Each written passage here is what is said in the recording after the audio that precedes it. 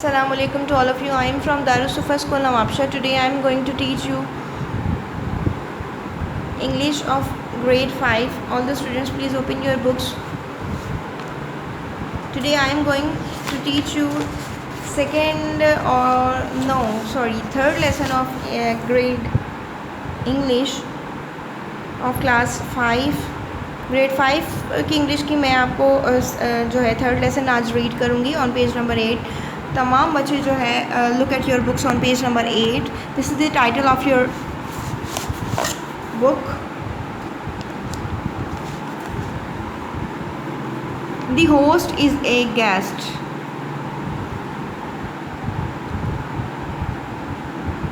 मेज़बान बना मेहमान. तो यहाँ पर हम इसको रीड करते हैं कि इसके अंदर ऐसा क्या बताया गया है. Once upon a time a traveller was passing through a jungle.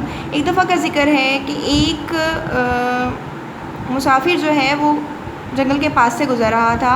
He was tired and hungry. वो बहुत ज़्यादा भूखा और बहुत थका हुआ था. He was looking for some shelter and food. उसे वो देख रहा था कहीं पर भी उसे कोई साया या कोई पनाहगाह या कोई खुराक मिले. But it was getting dark and no cottage was in sight. और उसे कोई झोंपड़ी, कोई घर, कोई हवेली कुछ नज़र नहीं आ रहा था.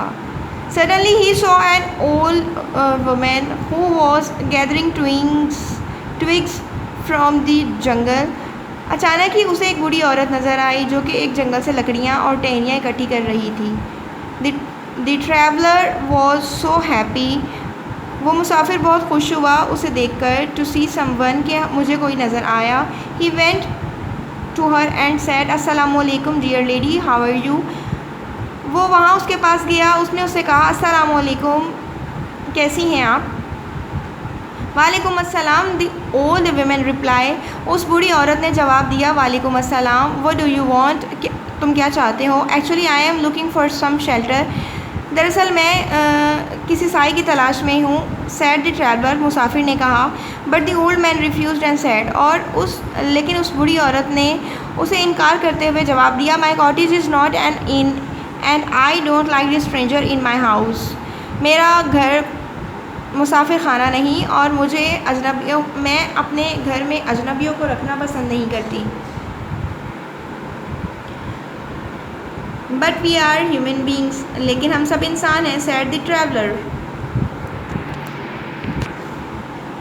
Sad the traveller. उस मुसाफिर ने कहा. And we should help each other. और हमें एक दूसरे की मदद करनी चाहिए. Help each other. हाँ. Said the lady. उस औरत ने कहा मदद और एक दूसरे की.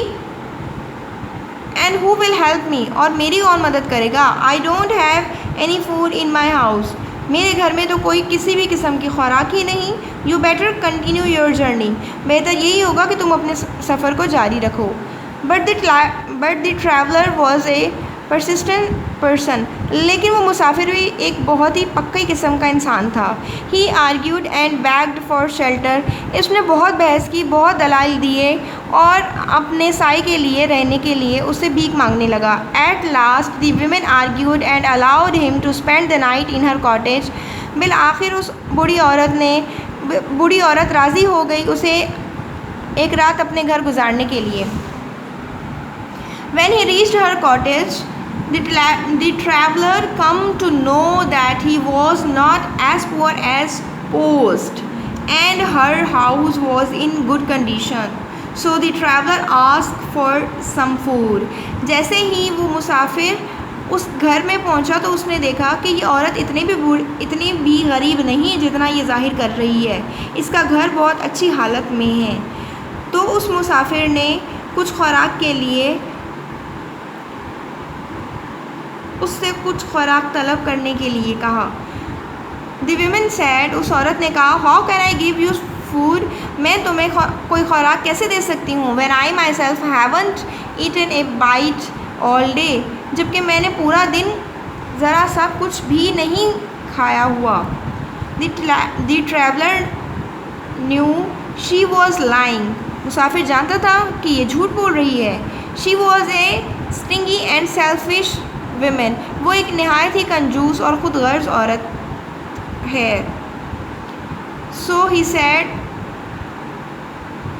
इसीलिए उसने कहा, नो बैड, हाउ बैड, कितनी बुरी बात है, not a bite all day, पूरा दिन कुछ नहीं खाया, but don't you worry, I will make food for both of us. लेकिन आप फिक्र ना करें, कोई बात नहीं, मैं हम दोनों के लिए कोई ना कोई खाने का बंदोबस्त करता हूँ, खाना बनाता हूँ। Will you please land me a pot, क्या आप मुझे एक बर्तन ला कर देंगी? For both of us, sad the woman, औरत ने कहा, हम दोनों के लिए।